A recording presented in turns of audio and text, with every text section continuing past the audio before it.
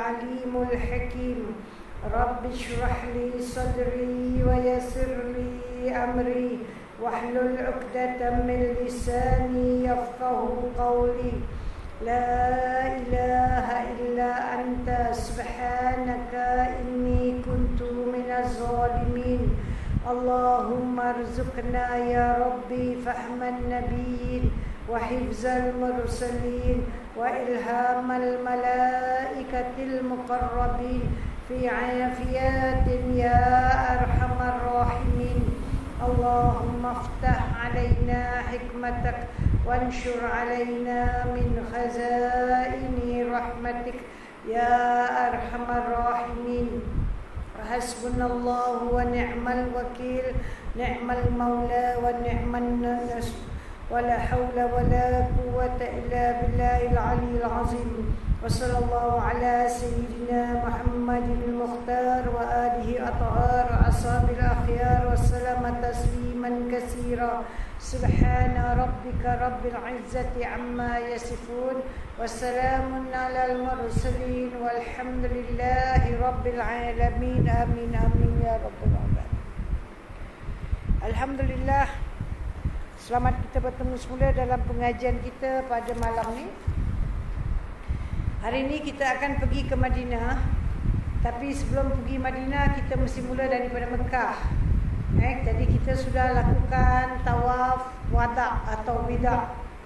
Saya ingin ingatkan, tawaf wida' itu kalau tidak dikerjakan kena dam, kecuali awak ada uzur syar'i, seperti wanita yang di dalam haid, orang yang sakit berat, tapi orang yang tak ada sebab-sebab, dia tidak buat lakukan tawaf wida', dia kena sembelih seekor kambing, atau dia kena puasa 10 hari, 3 hari di Mekah dan 7 hari di Singapura. Kalau dia tak dapat lakukan di Mekah, dia boleh buat di Singapura 10 hari, 3, kemudian kosongkan 4 hari, kemudian lagi 7. Tidak mesti berturut-turut. Bermakna jangan diambil ringan soal tawaf wida'. Sebab ada orang memang tak mau buat tawaf wida'. Saya dah ceritakan kemarin yang ada pegawai haji yang kenal pada saya, dia menceritakan bila puasa nak tawaf wida', banyak sangat alasan yang diberi. Yang kata kaki sakit, yang kata ada wheelchair, yang kata tak naklah, yang kata badan tak selesa, yang kata tawaf lagi tak habis-habis dengan tawaf. Ini semua orang yang pergi dengan tidak hati yang bersih. Kalau hati yang bersih, takkan rasa demikian, takkan cakap demikian. Okay? Jadi akhirnya mereka semua tak buat tawaf wida', dan jemaah lain pergi buat tawaf wida', diiringi oleh pegawai. Balik, mereka nampak orang-orang ini yang tadi kaki sakit, yang badan sakit dan semua sakit, tengah shopping, last minute shopping. Kena jawablah besok di padang mahsyar, sebab awak nak buat ibadah haji kena buat betul-betul, jangan sambil leba. Baik, selepas kita melakukan tawaf, kita sekarang akan berangkat. Ke mana kita nak berangkat? Ke Madinatul Munawwarah. Madinatul Munawwarah. Okay? Negeri yang dinisbahkan pada Nabi, yakni negeri Madinah, maknanya apa kita bilang? City. Melayu cakap apa city? Bandar. Bandar Munawwarah. Kadang-kadang disebut Madinatul Nabi, Bandar Nabi. Kadang-kadang disebut Madinatul Munawwarah, bandar yang bermandi cahaya. Okey. Kita akan menuju, kita mesti sebelum kita tuju di sana ada beberapa perkara yang harus kita lakukan. Okey. Pertama, kita nak pergi ke Madinah. Kita mandi di Mekah. Sebelum kita tinggalkan Mekah, sunat kerana memasuki kota Madinah. Mandi sunat kerana memasuki kota Madinah. Lepas mandi, kita siap pergi ke masjid buat tawaf wida'. Dan selepas selesai tawaf wida', naik kenderaan. Kalau dah siap kenderaan, dan kita akan terus keluar dari kota Mekah. Bila kita keluar tu, kita tengoklah penghabisan Masjidil Haram, okay, dan sebagainya. Baru-baru ni ada orang bertanya, boleh atau tidak semasa kita lakukan tawaf wida, kita toleh tengok Kaabah?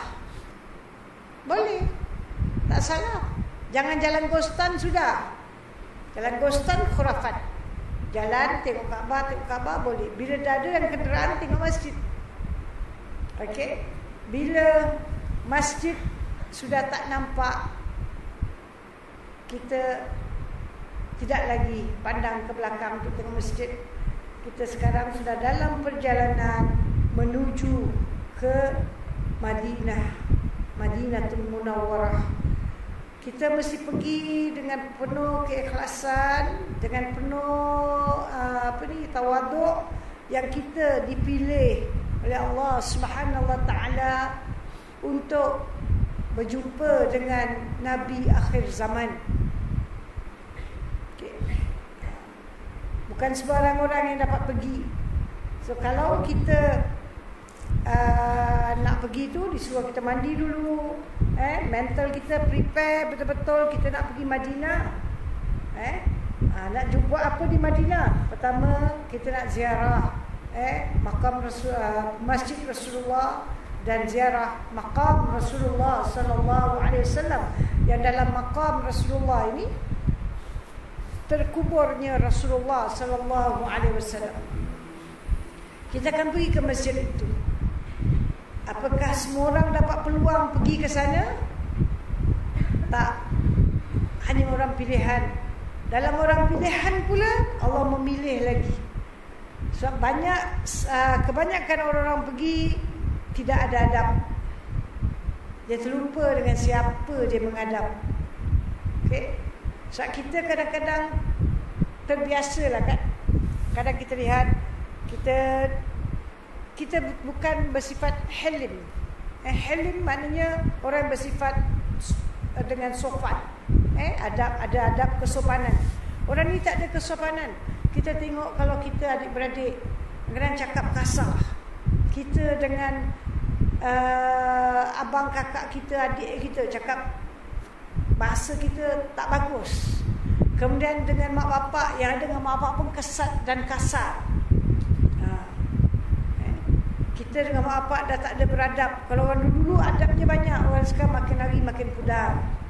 Okay? Kalau dulu kita tengok orang isap rokok saja.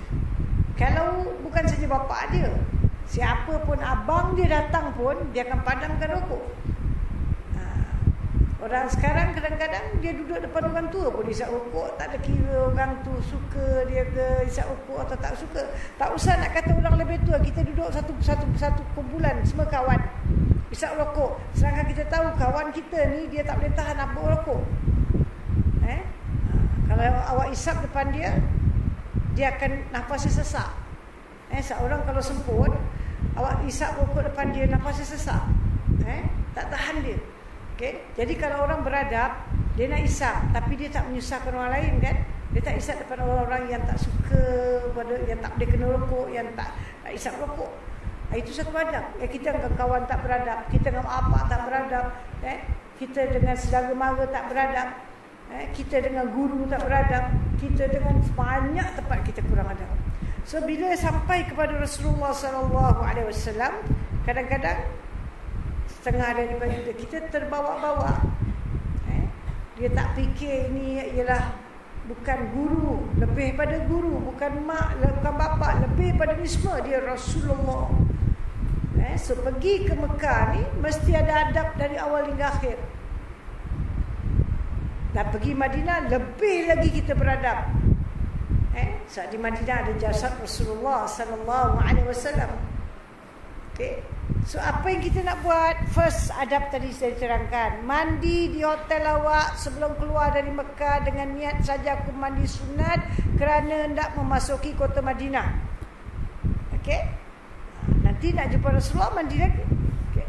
Dan kita sekarang dah tinggalkan Kaabah. Terus apa kita nak buat? Banyakkan baca selawat atas Rasulullah sallallahu alaihi wasallam. Apa selawat nak kita baca? seafdal-afdal selawat ialah membaca selawat yang kita baca di dalam solat.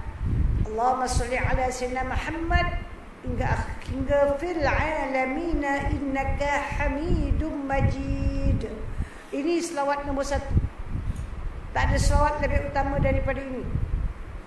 Okey.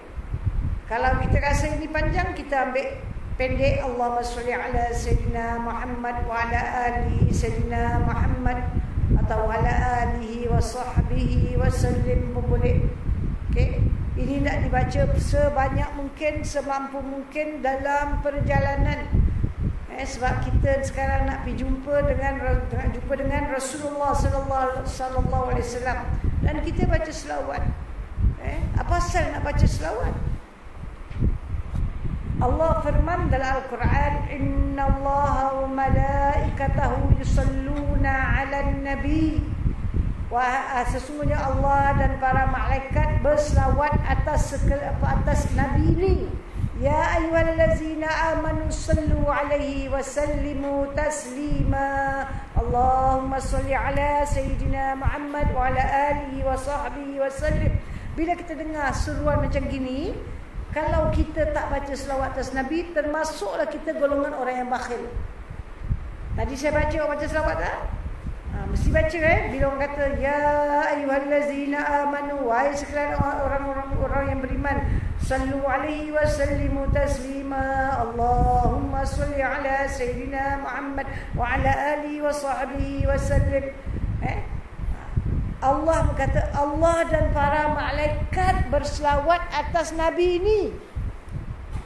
Wahai sekalian manusia, wahai sekalian orang beriman, berselawatlah kamu, lampuhkanlah kesejahteraan untuk Nabi ini.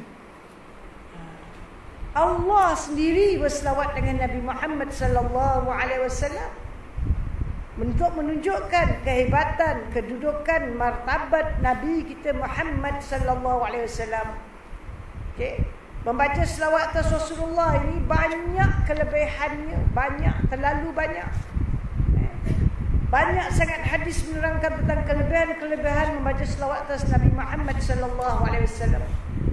Bahkan dalam satu hadis Nabi menerangkan yang bermaksud, barang siapa membaca selawat atas aku 1 kali dengan penuh keikhlasan, Allah akan berselawat pada dia 10 kali. Dan malaikat juga akan berselawat atasnya, dan diberi dia 10 keberkatan, dan dinaikkan dia 10 darjat, dan diampunkan dia 10 kesalahan. Masya Allah. Ini janji Rasulullah sallallahu alaihi wasallam. Allah dan malaikat akan berselawat pada kita balik. Apa makna Allah berselawat pada kita? Maknanya Allah akan beri kita rahmat. Apa maksud malaikat berselawat atas kita? Bermakna malaikat akan memohonkan Allah ampunkan dosa kita. Allah akan beri kita keberkatan, 10 keberkatan, 10 rahmat, 10 pengampunan daripada dosa kita. 1 selawat, bukan 1000. So membaca selawat pada Rasulullah ni memang digalakkan, memang disuruh, memang dianjurkan. Cuma sekarang kita baca selawat, banyakkan kita baca selawat barangkali nak gendang, kan? Zaman sekarang punya selawat kan gendang-gendang, gitar-gitar, dan majlis pun macam-macam majlis pun ada sekarang, Dan saya tak tahulah yang baru punya Grand Maulid, saya tak tahu macam mana. Yang tempoh hari tahun lepas punya Grand Maulid saya tengok di YouTube, yang menunjukkan di expo, ditunjukkan orang baca Maulid Nabi dah goyang-goyang tangan gini. Na'udzubillah. Ini semua bukan daripada syariat Islamiah.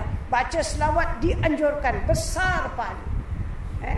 Sekarang punya kita bikin selawat Nabi, kadang-kadang nak makan saja.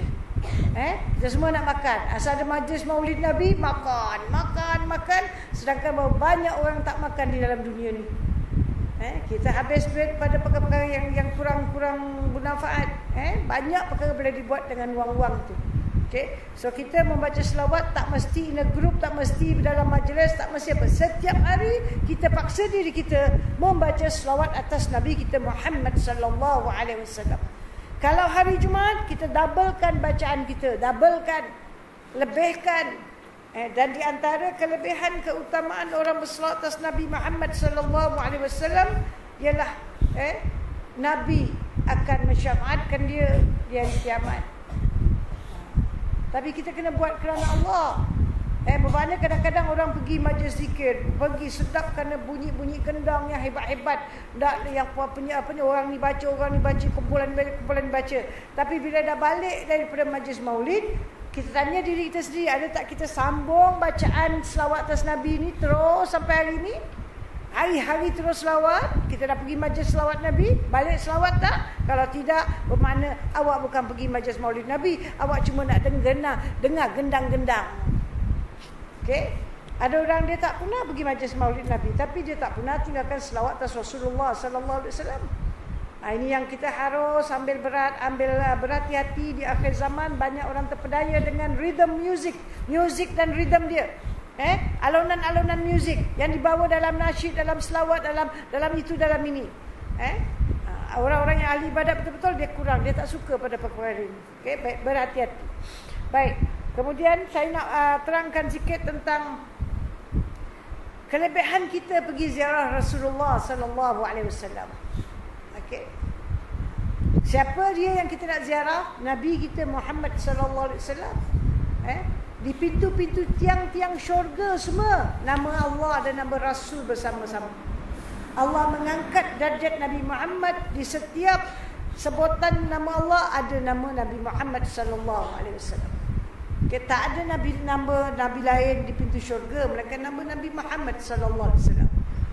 Antara lagi juga keutamaan Nabi Muhammad Allah berikan, Nabi Muhammad akan menunggu kita kalau kita dapat selesai perjalanan di atas sirat. Sebelum masuk syurga, Nabi sendiri akan hulurkan pada kita air dari telaga Rasulullah, telaga Kautsar. Baru kita diberi masuk ke dalam syurga. Okay. Dan dalam tentang kita berziarah Nabi Muhammad sallallahu alaihi wasallam, Nabi bersabda, "Man zarani ba'da wafati faka'annama zarani fi hayat." Yang bermaksud, barang siapa yang menziarahi aku sesudah wafat aku, seperti menziarahi aku di waktu hidupku. Allahu Akbar. Kita pergi Mekah, Madinah, kita pergi ziarah Rasulullah. Nabi kata, Rasulullah dah wafat kan? Tapi kita punya pahala seperti menziarahi Nabi di majlis Nabi di masa hidupnya Rasulullah sallallahu alaihi wasallam. Cuba bayangkan kalau kita berada dalam majlis yang dipenuhi oleh para sahabat. Okay, sahabat-sahabat Nabi semua ada.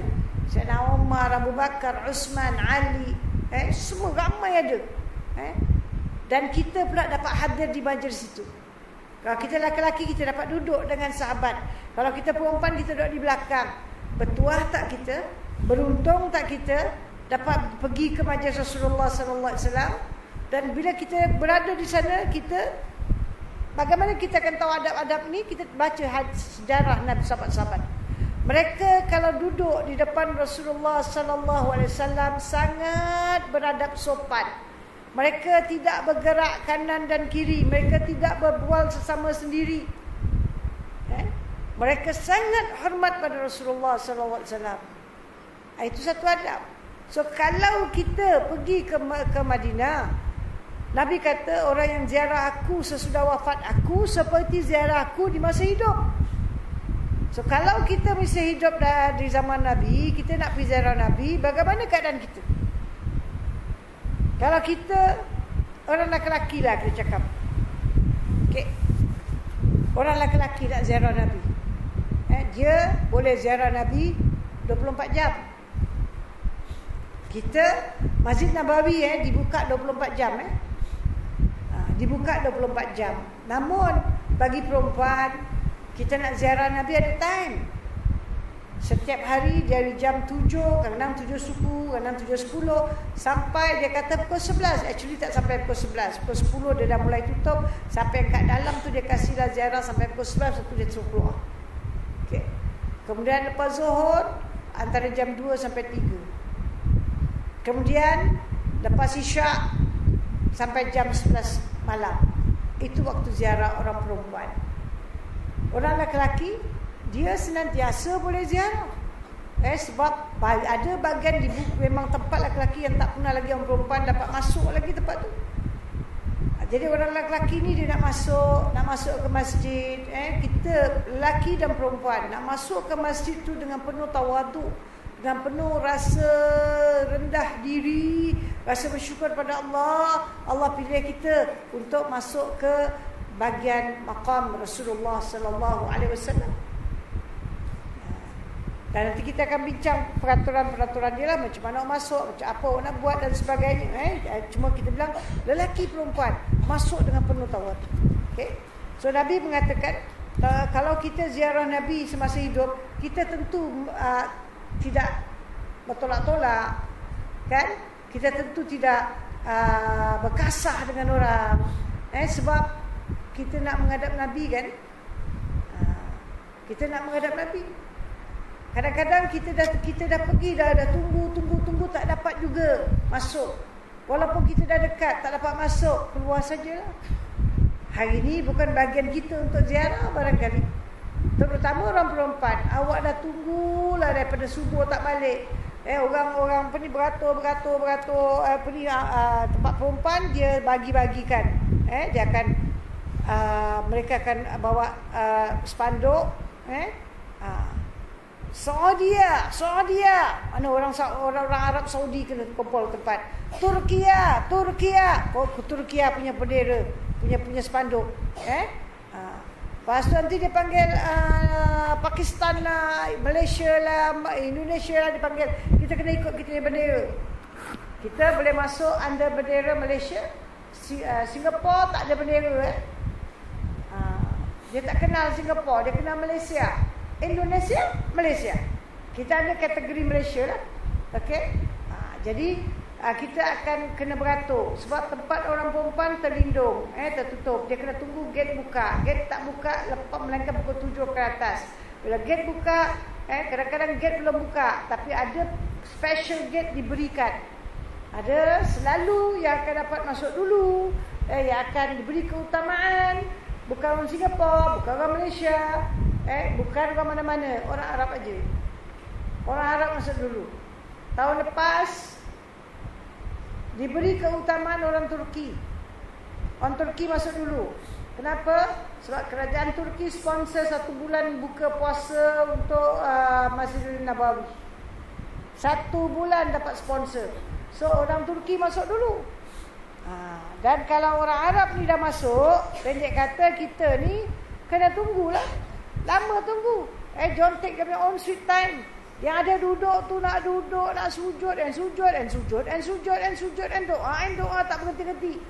Ini pun kalau dari akhlak Islamiah tak baik. Kita hidup selalu kena fikirkan orang lain juga.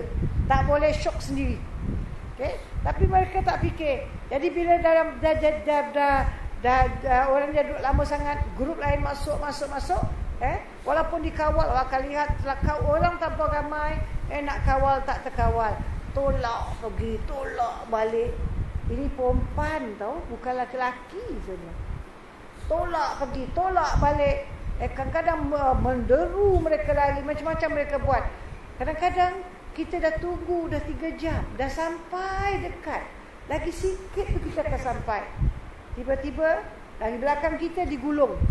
Kadang-kadang dia ada kembes-kembes, dia akan gulung dan kita disuruh keluar. Kalau kita lah, baik lelaki baik perempuan, dah tunggu 2 jam, 3 jam, tiba-tiba tak dapat keluar. Tak dapat diri depan makam. Kita keluar sajalah. Sadarlah diri kita pada hari itu. Hari ini aku tak dapat ziarah Rasul. Siapalah aku?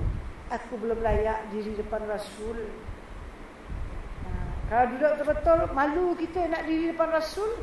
Sebab kita datang, banyak sunnah Nabi kita tak buat, banyak ajaran Nabi kita langgar, banyak peraturan Islam kita ambil sambil lewat. Dan apakah kita layak berdiri depan Rasul? Orang yang faham dia menangis. Satu banyak ulama mengatakan pertama kali kita berdiri depan Rasul dan kita punya sikap pada masa itu dengan angkat kepala, dengan cakap keras, suara tinggi, ataupun kita merasa kita hebat, ini tanda tak baik. Kalau orang tu dia jumpa Rasul terus tunduk dan menica-nica air matanya, ini tanda kebaikan. Okey. Ada orang dia balik makam, dia menjadi takabur, dia cakap besar dengan orang ramai. Tapi ada orang tidak. Sebab ini anugerah dari Allah. Siapa yang dapat? Kita tak dapat bukan makna Allah benci kita. Kadang-kadang yang dapat tu Tuhan akan murka pada dia sebab dia takabur. So yang penting ialah kita datang kepada Allah dan Rasul dalam keadaan kita tawaduk banyak-banyak. Bayangkan kalau kita sekarang berada di depan makam Rasulullah SAW, bukan makam lagi tapi dalam majlis Rasulullah sedang mengajar. So, Nabi dah kata seperti menziarahi aku semasa aku hidup kan.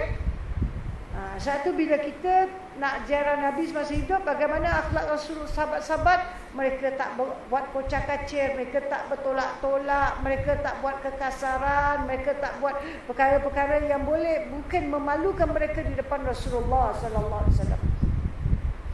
Tapi kerana kejahilan, awak akan lihat banyak sangat khurafat dekat bahagian makam. Sebab itu terutama orang perempuan sangat dijaga. Jaga pun tetap orang perempuan buat salah, buat silap. Okey? Itu nanti kita akan bincangkan. So itu yang pertama Nabi kata, siapa ziarah aku sesudah wafatku seperti seumpama dia menziarahi aku semasa hidup aku.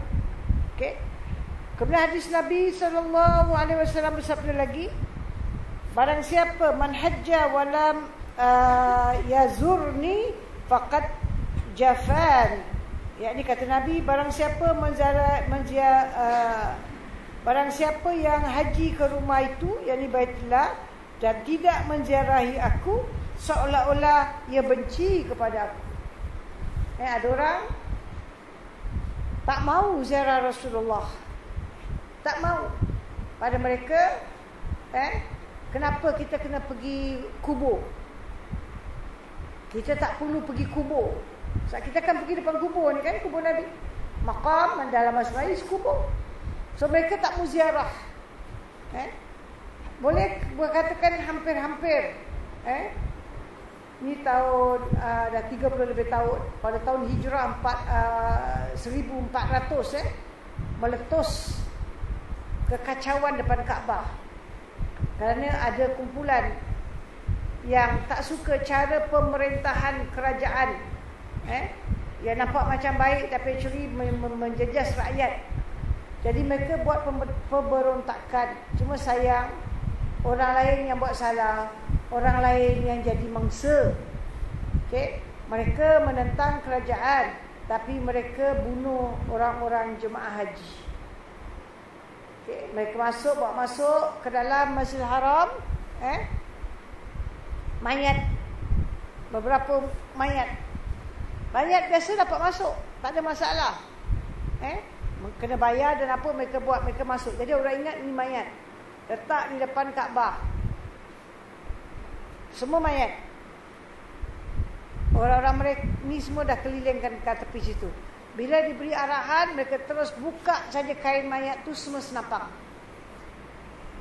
Dan mereka keluarkan senapang dan tembak orang ramai. Di Masjidil Haram tahun 1400 Hijrah. Okay, dia tembak orang ramai. Jadi banyak yang mati, banyak yang kocak-kacir, lari tak tentu hara dan sebagainya. Ini sebagai protes mereka terhadap raja. Sedangkan orang yang buat ibadah haji itu tak ada kaitan dengan raja. Mereka semua ditangkap dan dipancung. Tapi kocak-kacir lah. Tapi dan semenjak itu kerajaan Saudi yang berfahaman Wahabi ni melakukan kekerasan terhadap orang-orang yang nak masuk masjid. Dan mereka hampir-hampir tidak mau kasih orang lagi. Itu cari peluang lah mereka. Mereka tak suka orang pergi ziarah kubur. So pada mereka, orang pergi ziarah makam Nabi ni khurafat, ini bid'ah. So mereka tak kasih. Tapi kerana suara ramai protes satu dunia umat Islam, ulama-ulama mereka terpaksa akur kasih. Tapi dengan sebab ada tembak-menembak ni, maka Mekah dan Madinah dijaga keras. Madinah terus satu ketika Madinah tu dibuka sebelum subuh. Subuh tahu 5:30. Pukul 2 lebih Madinah dah buka. Dah buka pintu, semua orang boleh masuk. Teruslah kita boleh duduk sampai subuh. Duduk sampai kalau orang ada nak keluar masuk masjid pun sampai isyak. Isyak pun bang isyak tak tutup. Sampai apa kalau bang isyak 8:30 sampai 10, 11 malam baru tutup. Kemudian setelah peristiwa tembak menembak, Madinah habis sembahyang isyak dihalau orang keluar. Semua keluar. Habis sembahyang isyak keluar. Tak boleh ziarah, tak apa, balik. Masjid akan ditutup. Masjid dibuka bila waktu subuh bang pertama. Okey. Itu makan masa yang macam gini, makan masa puluhan tahun tu. Keras mereka. Okey. Sekarang bisa dia juga, tapi sudah ada kelonggaran. Sekarang Masjid Nabawi sudah dibuka 24 jam. 24 jam dah tak ada tutup-tutup lagi. Mungkin mereka dah tengok dah dapat dikawal keadaan, mereka dah yakin, maka mereka jaga. Namun kita kalau di Masjidil Haram, kita akan lihat bagaimana kalau nak masuk ke Masjidil Haram punya susah. Kadang-kadang diperiksa. Bila diperiksa, awak kena tunjuk punya barang-barang semua. Jangan menentang. Sebab kalau kita menentang, itu jam dia tolak kita daripada masjid, dia tak kasi kita masuk. Okey? Kita biasanya kita tunjuk ajalah. Ada orang degil, dia bawa apa tak mu tunjuk, dia tak kasi masuk. Suruh tengok apa barang kat dalam beg, dia kata tak ada apa, dia tak kasi masuk. Okey? Kadang-kadang kita kena pandailah. Ada masa dia tak kasi masuk tu pun tak munasabah lah kan. Kalau awak nak masuk Masjidil Haram, kadang-kadang awak bawa gunting pun dia tak kasi masuk. Kadang dia kata kamera hatif, maaf ya hatif. Dan saya aku tak bawa telefon. Dia tanya hatif mana ada telefon. Banyak orang selupkan telefon. Telefon biasa dia kasi masuk, telefon ada kamera tak kasi masuk. Tapi dia tak jaga betul. Dia jaga sini lepas. Okey, dan banyak orang bawa masuk telefon dengan kamera. Ini juga adab muslimah, adab muslimin bila masuk masjid bukan tempat ambil gambar, tengah tawaf ambil gambar, tengah tawaf berbual kat telefon. Ini semua orang tak ada akhlak dan tak ada adab. Okey, orang-orang beriman, orang yang takwa pada Allah, dia tahu ni rumah Allah. Bukan tempat aku bergambar-gambar, bukan tempat aku buat telefon call dekat mana-mana pun. Off your telefon. Tak bawa pun tak ada masalah. Kita pergi untuk ibadat. Di Madinah pun demikian. Ada orang dia bawa masuk kamera. Kadang-kadang lepas. Kebanyakan Madinah jaga lebih ketat bagi orang perempuan. Lagi ketat pada Mekah. Mekah dia relax sikit. Kalau orang perempuan. Kalau kena perempuan yang jaga, itu kena raba habis lah. Dia check, pegang sana, pegang sini. Kalau yang jaga tu Syekh Arab, ada cuma tengok beg aja. Awak kalau pergi pintu kecil, perempuan jaga, awak kena teruk. Kalau pintu besar, lelaki jaga, okey, lepas. Itu pun nasihat tak baik, perempuan ada dekat tengah situ. Tapi kalau Madinah, perempuan jaga kuat. Awak tak mudah lepas kat Madinah. So, awak kena beradab. Okey, kena beradab, jaga oleh sadam. So, kita balik semula tadi apa kita berada. Itu satu daripada kelebihan ziarah Rasul. Nabi berkata, satu siapa yang pergi ke Baitullah untuk ibadah haji tak ziarah aku, seolah-olah ia benci kepada aku. So kita kena usaha supaya kita dapat menziarah Rasulullah sallallahu alaihi wasallam walaupun satu hari. Okey, walaupun satu hari. Okey. Jadi kita sekarang daripada Mekah baca selawat, baca. Jangan jemu. Jadi kita mungkin jemu. Kenapa kita mungkin jemu? Kalau kita tak biasa baca banyak-banyak. Kita cuma baca dalam solat saja. Kita tak baca di luar solat. Maka ini akan menjadikan kita punya lidah kaku untuk membaca selawat. Kan? So kita kena, siapa yang nak pergi Mekah untuk haji dan umrah, kena memperbanyakkan selawat dari sekarang. Supaya lidah kita lembut dengan bacaan selawat. Selawat ada macam-macam. Yang paling afdal punya selawat yang dalam solat. Cuma di akhir zaman ada orang buat selawat, saya sebut dia sebagai selawat bisnes. Ni orang lelaki jarang buat ni. Orang perempuan selalu buat selawat bisnes. Apa selawat bisnes? Baca satu selawat dengan harapan dapat jumpa barang hilang. Suami boleh dengar cakap, anak boleh tak degil. Ini selawat bisnes, you tak ikhlas. Awak baca selawat kan awak nak barang ni, nak barang ni, nak barang ini. Sampai baru-baru ini satu daripada pelajar saya, dia dah belajar kat kelas saya. Dia dah belajar lama, dia murid lama, dia faham. Dia beritahu, ada orang tanya dengan dia, awak ada selawat Nariah? Ada, kenapa? Awak boleh bagi saya. Apa asal ada apa? Awak nak baca? Tidaklah, pasal kucing saya hilang. Bermakna this is all not ikhlas. Kat Singapura, kita ada kumpulan-kumpulan orang perempuan yang buat kumpulan baca selawat Nariah. Kalau sekadar nak baca lillahi ta'ala, Masya Allah. Pernah Nabi datang tau. Nabi datang ke beberapa orang sahabat sedang duduk berkumpul. Dan Nabi katanya kepada mereka, apa yang kamu sedang buat?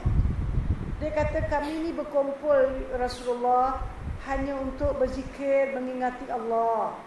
Apakah kamu tak ada niat yang lain selain daripada mengingati Allah? Tak ada. Rasulullah mereka cakap tak ada. Rasulullah tanya lagi, apakah kamu tak ada niat yang lain selain daripada berzikir, mengingati Allah? Tak ada yang lain. Apakah kamu tidak ada niat yang lain melainkan hanya berzikir kepada Allah? Tak ada ya Rasulullah. Rasulullah kata, Allahu Akbar. Kamu tahu kenapa aku tanya kamu sampai 3 kali? Malaikat Jibril datang bisikkan kepada aku, Allah sangat bangga terhadap hamba-hambanya yang ikhlas kepada Allah dalam ibadah kepada Allah. Kalau dia berkumpul untuk zikir kepada Allah, untuk baca selawat, untuk berdoa dan sebagainya, Allah sangat cinta ini kumpulan. Allah banggakan kumpulan ini terhadap malaikat-malaikat yang lain.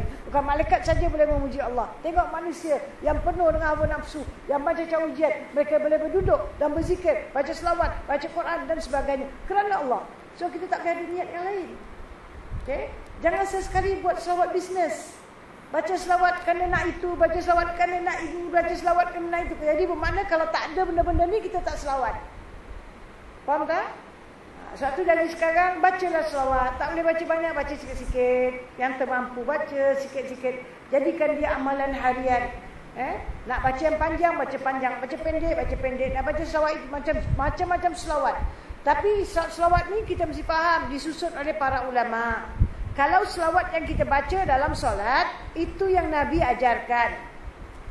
Faham tak? Itu yang Nabi ajarkan. Kadang-kadang kita pergi majlis maulid, banyakkan selawat di susunan ulama atas kecintaan mereka kepada Rasulullah sallallahu alaihi wasallam. Tapi itu bukan warid daripada Nabi Muhammad sallallahu alaihi wasallam. Itu doa-doa, kasidah-kasidah, itu semua ulama susun. Yang warid daripada Nabi yang kita baca dalam solat. Sampai fil alamina innaka hamidum majid. Itu warid beberapa hadis Nabi suruh baca selawat ini. So ikut kemampuan kita, bacalah selawat, baca. Penat berhenti. Perjalanan jauh dari Mekah ke Madinah, jaraknya lebih kurang 400 lebih kilometer.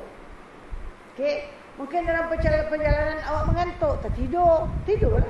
Tersadar, Allahumma salli ala Sayyidina Muhammad wa ala alihi wa sahbihi wa sallim. Allahumma salli ala Sayyidina Muhammad wa ala alihi wa sahbihi wa sallim. Ini kalau yang pendek. Kalau yang panjang, sabat fil alamina innaka hamidum majid. Ulang balik. Apa sebab kamu baca ni? Saya baca ni supaya kalau saya sampai Mekah, saya dapat harta banyak ke, dapat itu, dapat ini. Tak ikhlas. Kita kena baca hanya yang ikhlas. Baca kerana. So sepanjang jalan, kita akan daripada Mekah, kita akan jalan sampai ke Madinah. Saya ingin tunjukkan sesuatu di sini.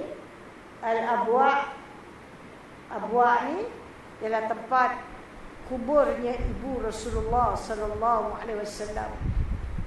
Semasa satu peperangan, saya tak ingat peperangan Ahzab atau peperangan bukan Badar, bukan Uhud, Ahzab atau seterusnya. Orang-orang kafir Mekah ni sedang dalam perjalanan Ahzab, dengan Abu Sufyan dan mereka berhenti di sini. Dan setengah daripada mereka berkata, kita korek kubur ibu Muhammad, ibu Nabi kita kan, korek, rosakkan, supaya mereka tahu kita ni bukan main-main, kita betul-betul nak memerangi orang Islam. Tapi Abu Sufyan menahan. Abu Sufyan berkata ini bukan amalan kita selama ni, mengkorek, merosakkan kuburan orang yang sudah meninggal. Hari ini kita buat kubur orang, nanti dia jadi adat dan tradisi. Nanti bila kita mati, orang lain yang akan rosakkan kubur kita. So kubur Nabi tak dikacau sampai ini. Okay? Dan ini ke Madinah. Dan atas sikit je 10 km ialah kawasan dinama Zulkhulaifah.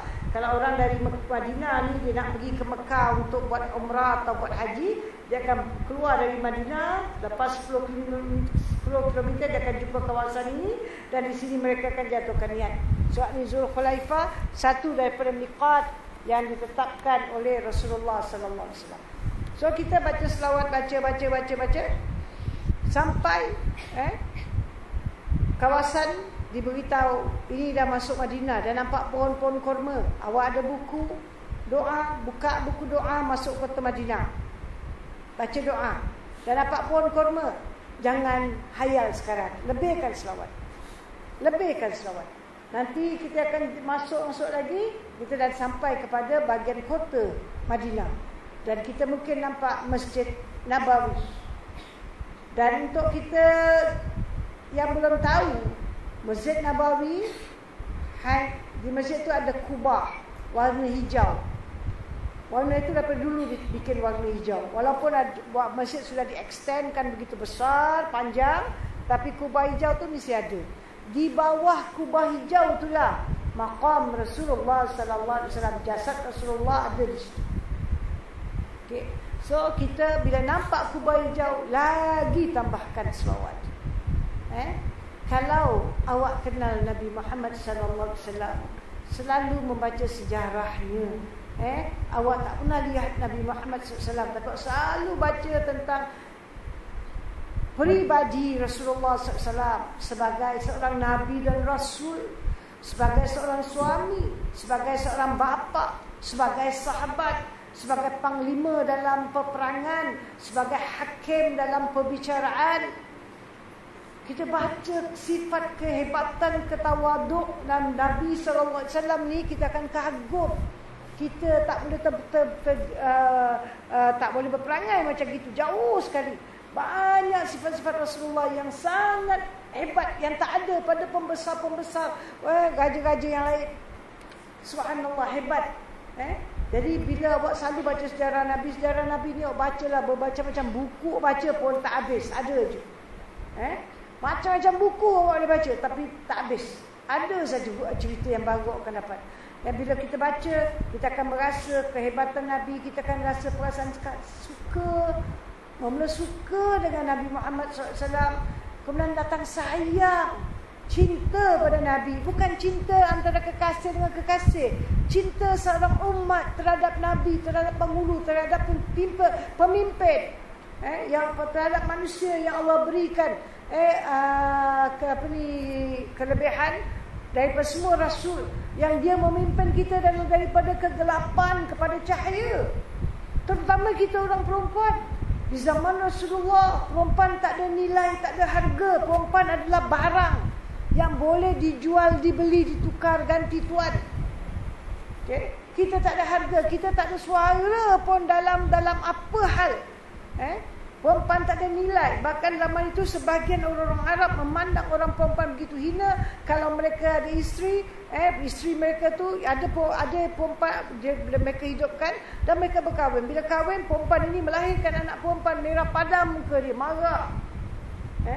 Pada dia, perempuan is a burden. Jadi macam-macam masalah orang perempuan. Kalau orang perempuan tu dah ada suami, ada anak, suami dia meninggal, keluarga si suami ni akan datang, semua harta diambil. Ibu perempuan tak dapat harta. Ibu perempuan apa jadi? Barang. Kalau barangkali first choice, anak tiri dia datang, tengok mak tiri dia lawa cantik, okey ni aku ambil, aku punya. So jadilah milik si anak tiri boleh bersatu dengan dia. Hamba dia jadi. Kadang-kadang ada ipar datang terus ambil. Perempuan tak ada nilai. Sampai datang kebangkitan Rasulullah sallallahu alaihi wasallam. Sedikit demi sedikit dengan ajaran Islam, Rasulullah dengan perintah Allah menghapuskan sifat-sifat yang tak baik ini, dan Rasulullah angkat darjat orang perempuan. Darjat kita masya-Allah, alhamdulillah tinggi. Tapi di akhir zaman banyak orang perempuan nak balik kepada zaman jahiliah. Dia buat maksiat, dia dedah badan, dia suara dia dengan nyanyi, joget dan sebagainya. Suara dia letak, suara bukan aurat, tapi kalau dia letak tempat haram jadi haram. Okey, dengan advertisement kat TV, dengan berlakon, dan orang sekarang sanjung penyanyi, pelakon, DJ. Ini semua banyak perkara haram tapi dibuat. Dan inilah kita bilang keruntuhan sosial bagi masyarakat Islam. Sebab Nabi angkat darjat orang perempuan jatuhkan darjat dia balik. Rasulullah banyak berkorban untuk kita, banyak berdoa untuk kita, banyak buat macam-macam untuk kita. Tapi kita orang perempuan kurang bersyukur. Dan Rasulullah bukan saja untuk orang perempuan, Rasulullah juga memberi garis pandu, bimbingan kepada kaum bapa yang hari ini semua ajaran Nabi sudah dibukukan, senang bagi kita dan kita nak jumpa ini orang. Dan Nabi dah cakap, siapa berziarah aku semasa hidup aku seperti menziarah aku semasa sudah wafat aku, seperti menziarah aku semasa hidup aku. Dan kita nak jumpa ni Nabi. Dan bila cinta sudah berputik di dalam jiwa, kita dah cinta Rasulullah. Kadang-kadang baca selawat pun boleh menitis air mata. Bukan depan orang. Orang yang betul-betul selawat dia tak buat depan orang, dia bersendirian. Dan bila dalam perjalanan kita makin hari, kita sekarang berapa ribu batu kita jauh daripada Nabi Muhammad sallallahu alaihi wasallam. Kemudian kita terbang all the way 9 jam sampai di Jeddah. Kemudian barangkali kita terus ke Madinah atau kita masuk Mekah, lepas tu kita ke Madinah. Bila kita dah memang dalam perjalanan nak ke Madinah, maknanya nak jumpa Rasulullah, semakin dekat kita, semakin dekat kita, semakin dekat kita. Semakin terasalah kalau orang bercinta, dia dah terlalu rindu dengan orang yang dicinta. Bila orang kita makin dekat dengan kekasih kita, rasanya tak tertahan air mata. Seorang isteri suami pergi haji, dengar pula tak ada sakit gitu gini, atau pergi umrah, isteri tak pergi, barangkali nak balik tu isteri berdebar-debar tunggu kedatangan suami. Seorang anak yang sayangkan ibunya, atau seorang ibu yang sayangkan anak dia, mereka pergi Mekah, sekarang nak balik. Kita tahu sekarang keadaan Saudi cuba menutupkan dengan mengatakan hanya soal construction this and that, tapi masalah besar menurut conference doktor baru 1 minggu lepas, ada 600 doktor buat conference, ialah masalah besar ialah MERS, penyakit yang sedang menular. Saudi Arabia, negeri-negeri Arab, all the Middle East, Qatar, Jordan semua dah kena. Saudi Arabia dah 28 orang kematian. Dan ini kena, dia lebih dahsyat daripada SARS.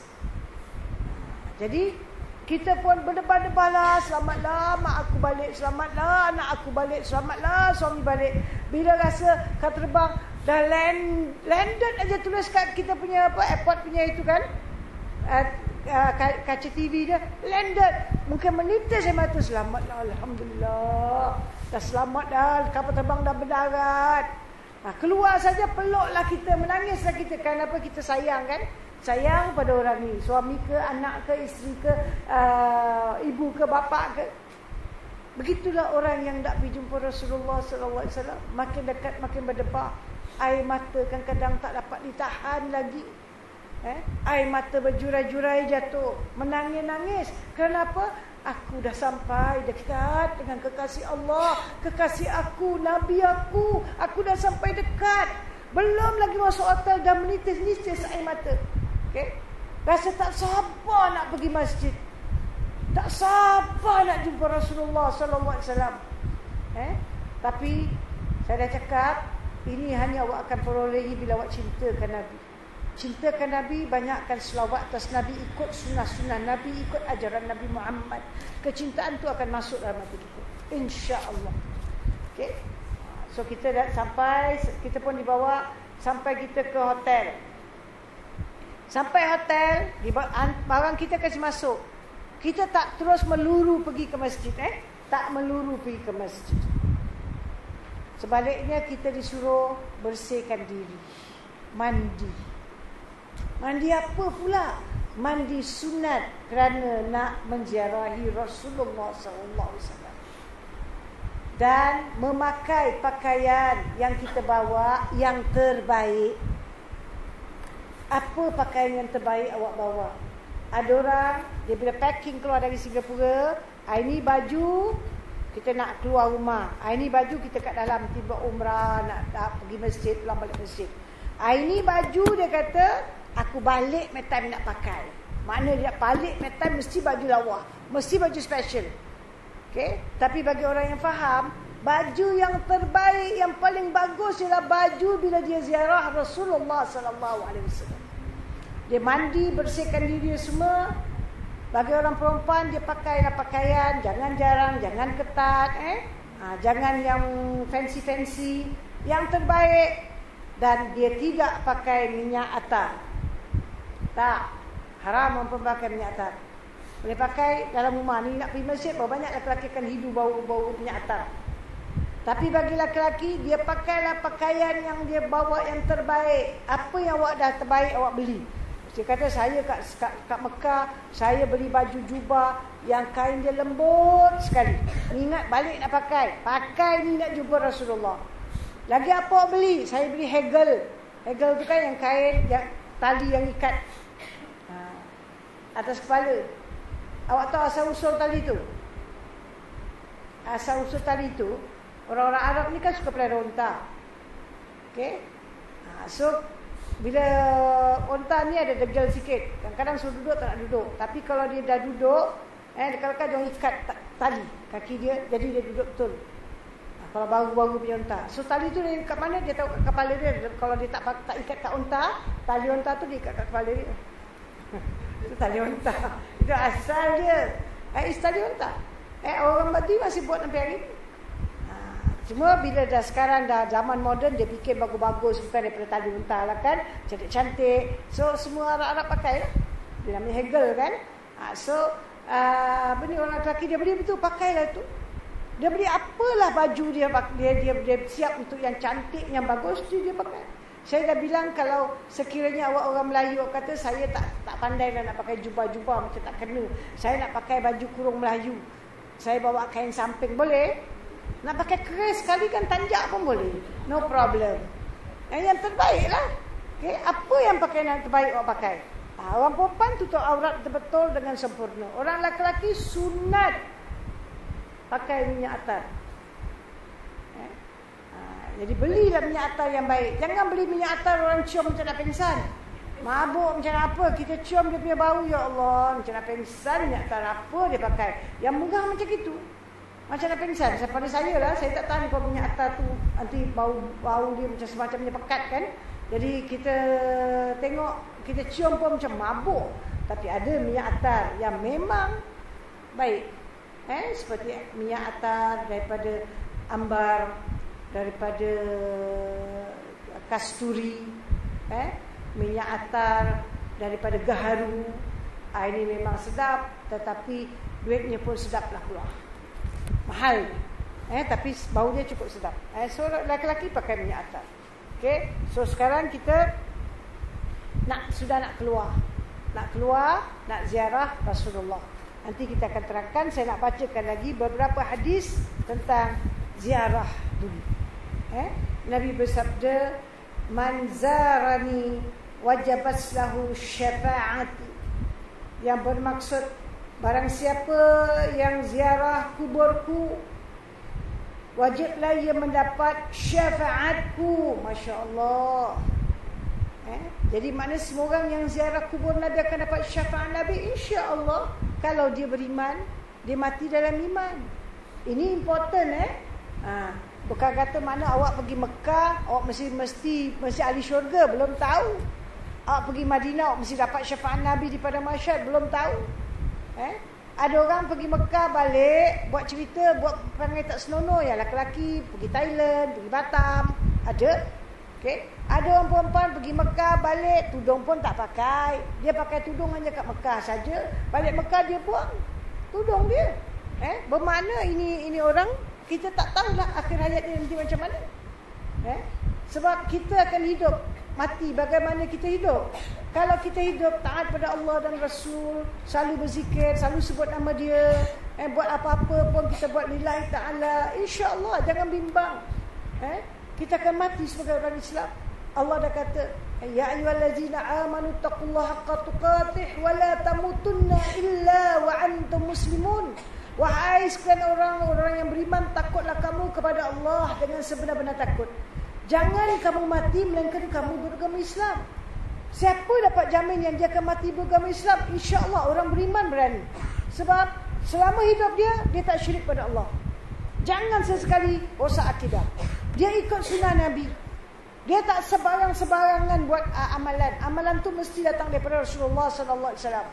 Dan dia halal haram jaga, dosa pahala jaga. Bila dia terjebak, terbuat dosa, dia minta ampun, dia istighfar, dia bertaubat pada Allah. Okay? Dan dia sangat jaga sunnah-sunnah Nabi. Seberapa banyak dia boleh jaga, dia jaga.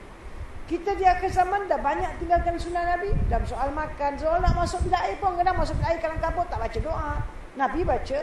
Nak masuk masjid pun kadang kita masuk kalang kabut tak baca, tak masuk dengan kaki kanan, tidak niat iktikaf. Kalau kita masuk Masjidil Haram saja, duduk berjam-jam tak niat iktikaf.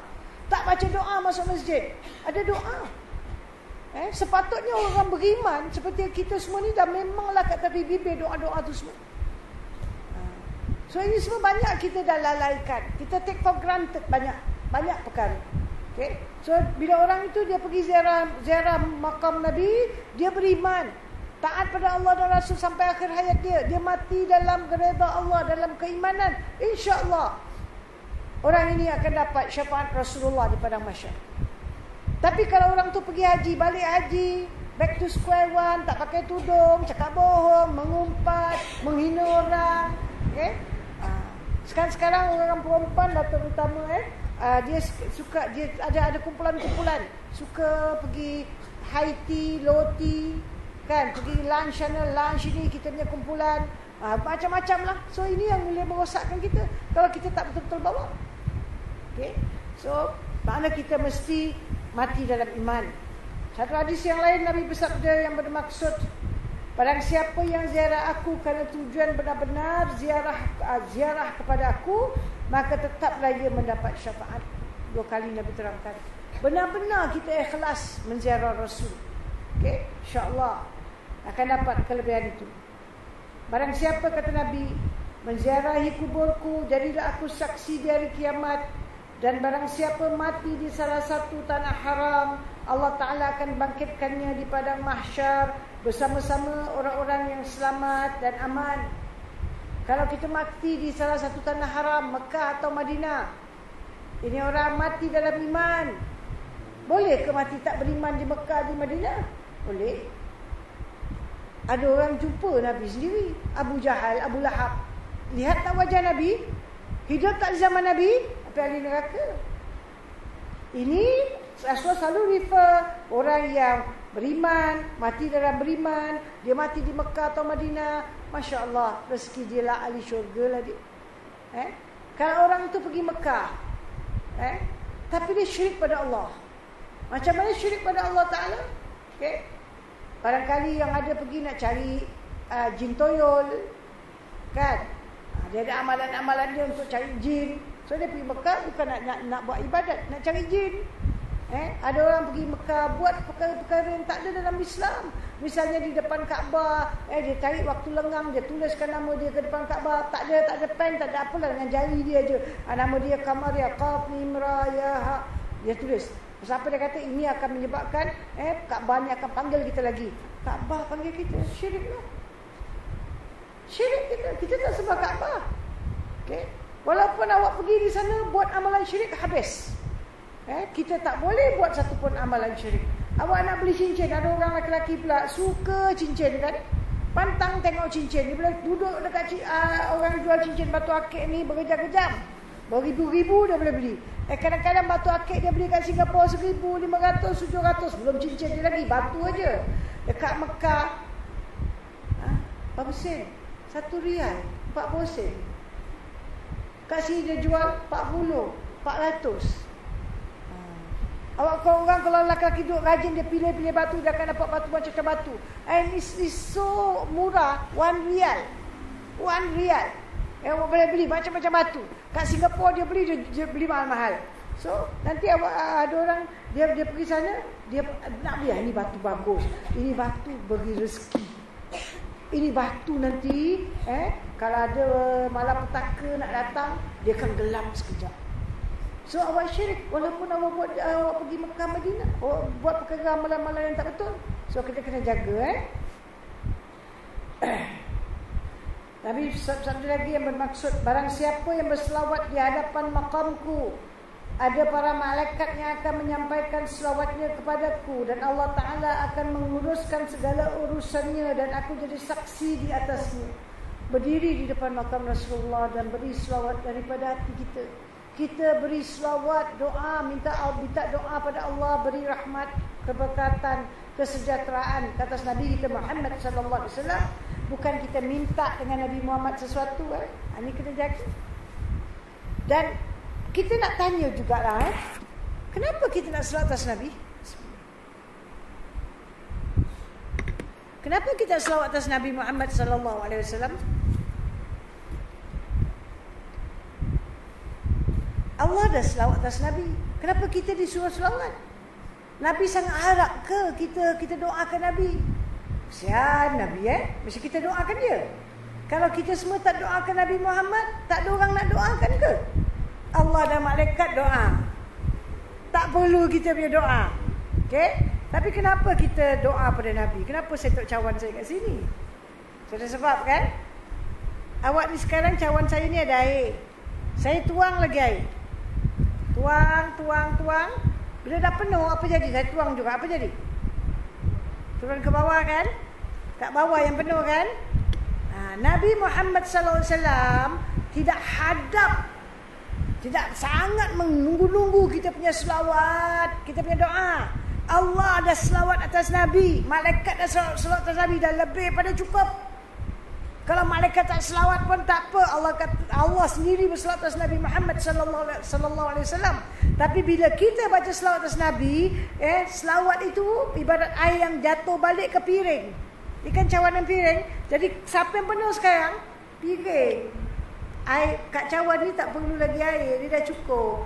Bila awak tuang juga benda dah cukup, dia melempah ke bawah. Yang dapat yang bawah, yang dapat kita. Bila kita baca selawat, keuntungan pada kita, bukan pada Nabi Muhammad sallallahu alaihi wasallam. Okey.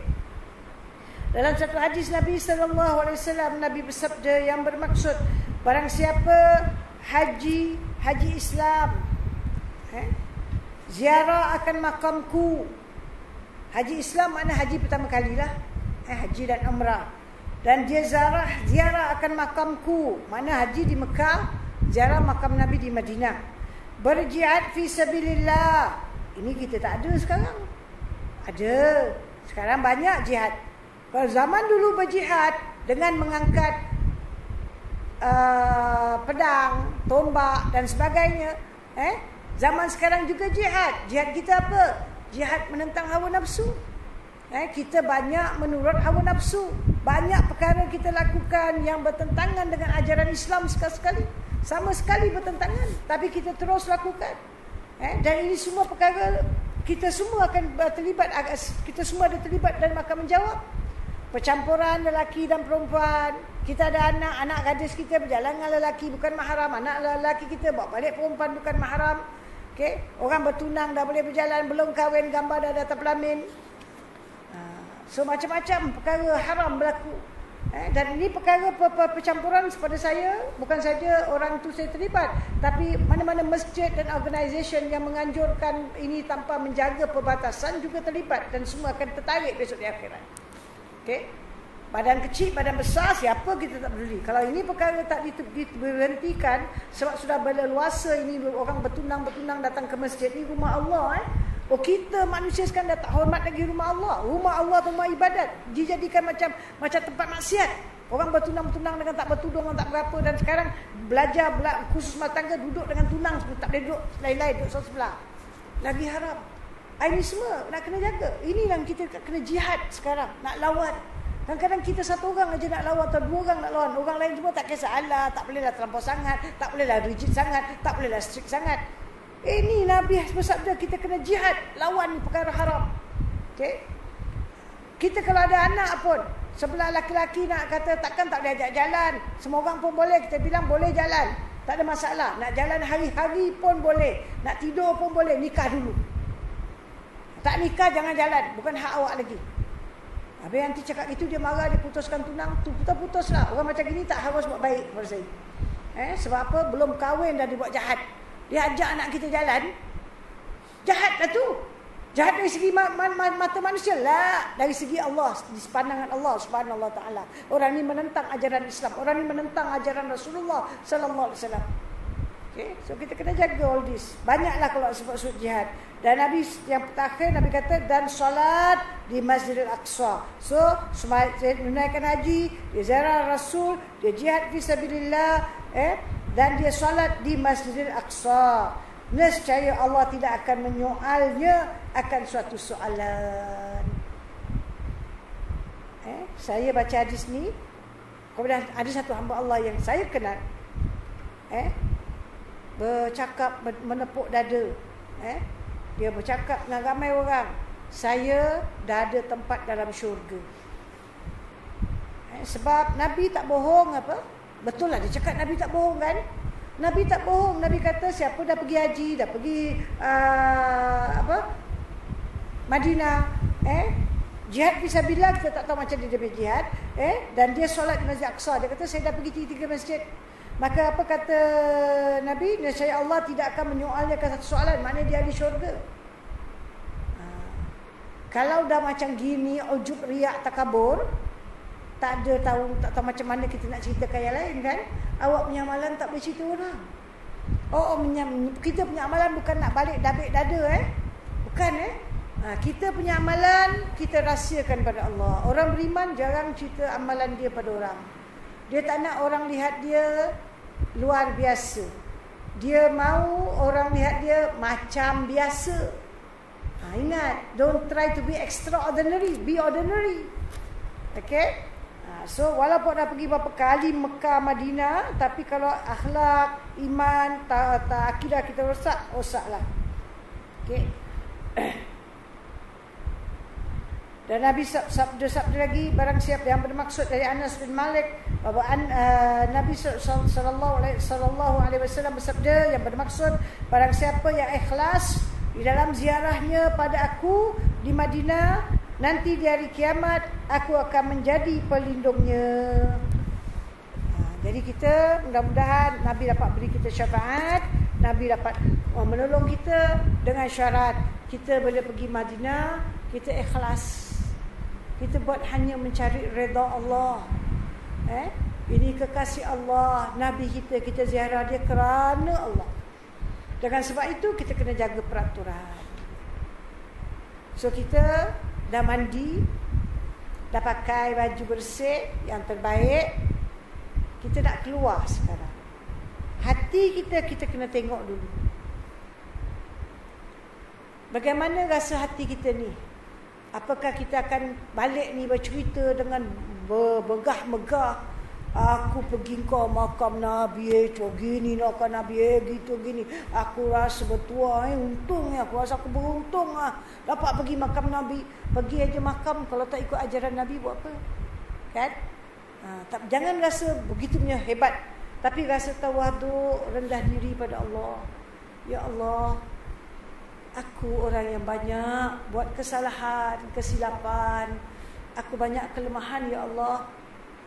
Tapi kasih sayang Kau memilih aku untuk datang ke Mekah, dan Kau memilih aku untuk ziarah kekasih Kau. Rasa hina dan kerdilnya aku ya Allah. Aku rasa aku tak sanggup nak menatap makam Nabi kerana aku ni tak layak. Namun kerana Engkau ya Allah, aku datang ziarah Rasul. Dia rasa tawaduk dan rasa sangat bersyukur. Kita dipilih di antara sekian banyak orang. Dan tahun ini, kalau awaklah dalam senarai 680 dan benar-benarlah awak dapat pergi sampai saatnya, awak kena banyak bersyukur. Hari besok khabar kita dah dengar kan, Saudi akan potong 20% daripada jemaah haji. Mudah-mudahan Singapura janganlah dia potong 20%. Kita dah tak banyak, 680. Kalau dia potong 20%, 100 lebih kena potong. Kan? Makin kurang kan? So kalau kita dipilih daripada sekian ramai orang, hargailah nikmat yang Allah berikan pada kita. Ini nikmat tau. So Allah terang ajar pada kita dalam Al-Quran, la in syakartum la azidannakum wa la in kafartum inna azabi lasyadid. Jika engkau syukur nikmatku, aku tambah. Jika kau kufur, ingatlah azabku azab paling pedih. Kita pergi, ini satu rahmat, satu nikmat, satu anugerah Allah kepada kita. Dipilih daripada sekian banyak orang Islam di Singapura yang sedang on waiting list nak pergi. Okay? Dan barangkali juga seluruh dunia banyak yang tak dapat pergi tahun ini. Tapi awak dapat pergi. So bersyukur atas nikmat ini. Hargailah setiap detik, second awak berada di negeri Mekah dan Madinah. Hargai itu. Penuhkan dengan kebaikan, penuhkan dengan amalan soleh, penuhkan dengan ibadat, banyak baca Quran, banyak doa, banyak tunduk tawaduk kepada Allah Subhanahu Wa Taala. Kalau tidak, kita akan sia-sia belaka saja, kosong saja, pergi kosong balik. Orang kata dah balik pun umrah, dah pergi pun haji, itu saja. Tapi kita punya perangai, diri kita sendiri tahu perangai aku sama dulu dengan sekarang. Okay. So kita pun bersihkan hati kita, dan sekarang kita mulai keluar. Kalau awak biasa pergi ke Masjid Nabawi, awak tak payah tunggu syekh. Beradab saya dah bilang, beritahu syekh saya pergi sendiri. Awak first timer dan tak ada kawan-kawan yang di antara kumpulan awak yang pernah pergi, so awak ikut syekh lah. Tapi kalau ada kawan-kawan yang boleh memimpin, ikut dia. So, kalau ikut syekh, nanti kalang kabut. Kalau pegawai perempuan bawa nanti. Tapi nanti kalang kabut. Misal satu daripada saya serangkan awak kalang kabutnya, nak ziarah, dia kata ziarah, nak pergi ziarah makam Rasulullah. Okay? Mereka bawa masuk. Kita dia pergi dari pagi, 3 jam tunggu pun belum masuk ni. Diorang pergi sekejap aja. 7 lebih pergi, 8 lebih pergi, dah sekejap, 1 jam dah balik. Bagus. Bila saya tanya, dah ziarah? Dah ziarah. Bila saya tanya lagi, sampai ke dalam? Taklah. Tak dapat masuk dalam. Kat luar aja dia bawa, tak boleh masuk, lambat dia kata. So dia ziarah dari luar saja. Tak tahulah kalau ada pegawai yang bawa sampai dalam. Tapi kebanyakan yang berapa kali mereka pergi, saya tanya tak pernah masuk dalam. Jadi kalau nak masuk dalam, awak kena tunggu line up. Kita orang perempuan susah. Tapi pada saya insya-Allah, awak don't worry. Sebab yang melapangkan jalan semua Allah. Awak nak minta dengan siapa? Pegawai, ustaz, ustazah. Minta dengan siapa? Allah. Dari dalam kata terbang awak dah doa, ya Allah, permudahkanlah semua urusan hajiku. Tolonglah aku semasa aku tawaf, supaya tawaf aku sempurna dan tidak berlaku perkara bid'ah dan sebagainya. Tolonglah aku semasa sa'i, aku dapat menghabiskannya dengan tenang, tanpa perkara khurafat dan perkara yang haram. Tolonglah aku semasa di Arafat. Minta tolong setiap awak ni. Dan tolonglah aku ya Allah, dengan izinmu saja aku dapat kucup Hajar Aswad. Kalau itu tulisanku, izinkanlah aku kucup tanpa ada perkara haram. Kalau ada perkara haram, elakkan dia daripada aku. Dan kalau nak pergi Madinah juga, awak akan doa. Dalam kata doa semua dah siap doa, jangan tidurlah. Dia dah keluar malam, lepas tu dah ngantuk, perut pula dah makan kenyang, masuk kat terbang dapat makan nanti. Kan? Jadi bila dah makan apa? Jadi tidur. Nak tidur. Doa dulu. Ya Allah, seandainya aku sampailah, Kau izinkan aku sampai ke Madinah, aku mengharapkan rahmat-Mu ya Allah. Mudahkanlah aku untuk dapat solat di Raudah, untuk memberi salam kepada Nabi dengan penuh khusyuk dan tawaduk. Jadikanlah aku hamba-Mu yang benar-benar syukur atas segala nikmat ini. Doa. Belajar bercakap lah. Kita pandai bercakap. Kalau misalnya setengah awak kita, awak tidak lah. Kalau bercakap pasal hal orang, nombor 1 kan. Yang ada kau chat dengan kawan, nombor 1. Yang ada telefon, nombor 1. Berbual-bual kosong, nombor 1. Bila nak berdoa tak pandai. InsyaAllah awak pandai. Awak dah dengar, awak cuma tak tahu nak atur, cakap ajalah.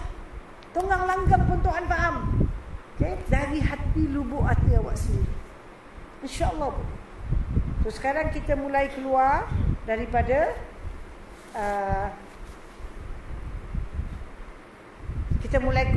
rumah. Sebelum kita sampai sana, kita tengoklah pula slide sikit. Lepas tadi saya dah bercakap, jadi awak tengok slide. Ini jalan yang menuju ke Madinah. Bayangkan dulu, ni semua padang pasir, tak ada road. Macam mana Nabi kita jalan? 1,400 orang berjalan dari Madinah ke Mekah dengan pakaian ihram, naik unta sampai di Madinah, tak boleh masuk balik. Tahun depan baru masuk. Tu tahun 6 dan tahun 7 baru dapat masuk. Masuk pun 3 hari saja. Ini pokok-pokok kurma ni dalam perjalanan bas. Kalau awak nampak pokok-pokok kurma, banyakkan selawat. Awak dah dekat dengan kawasan Madinah. Ini rumah-rumah orang Arab. Ini kat mana-mana negara Arab pun lebih kurang sama pattern. Mana-mana orang negara Arab pun tengok sama pattern, lebih kurang sama. Dari dulu sampai sekarang.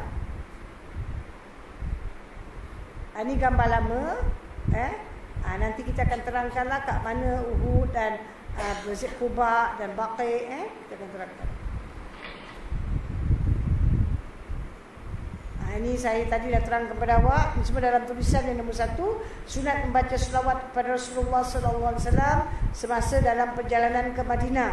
Hendaklah ditambah selawat apabila masuk ke kota Madinah. Demikian juga apabila menampak pohon-pohon kurma dan kubah hijau di Masjid Nabawi. Okey. Mandi dahulu daripada masuk ke Madinah.